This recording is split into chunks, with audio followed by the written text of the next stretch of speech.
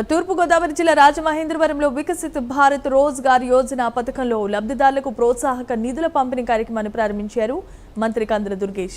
ఈ కార్యక్రమాన్ని ప్రధాని మోదీ వర్చువల్ గా ప్రారంభించారు.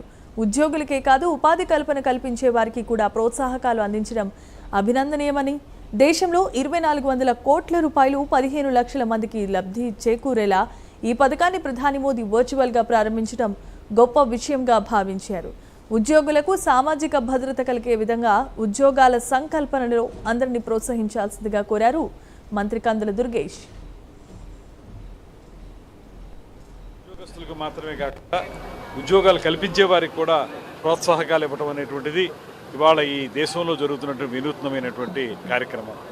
దీంట్లో ప్రధానంగా ఒక పక్కన ఉద్యోగాలు ఉపాధి కల్పనతో పాటు మరో పక్కన సామాజిక భద్రత అనేటువంటిది, ఇందులో ఉండేటువంటి ఇన్సూరెన్స్ వల్ల ఎవరైతే ఉద్యోగాల్లో ఉన్నారో వారికి పూర్తి స్థాయిలో భద్రత కలిగే విధంగాను, అదేవిధంగా ఈ దేశంలో ఇవాళ మొత్తంగా చూసుకుంటే 2400 కోట్ల రూపాయలు 15 లక్షల మందికి లబ్ధి చేకూరే విధంగా ప్రధానమంత్రి గారు ఇప్పుడు రిలీజ్ చేస్తున్నారు.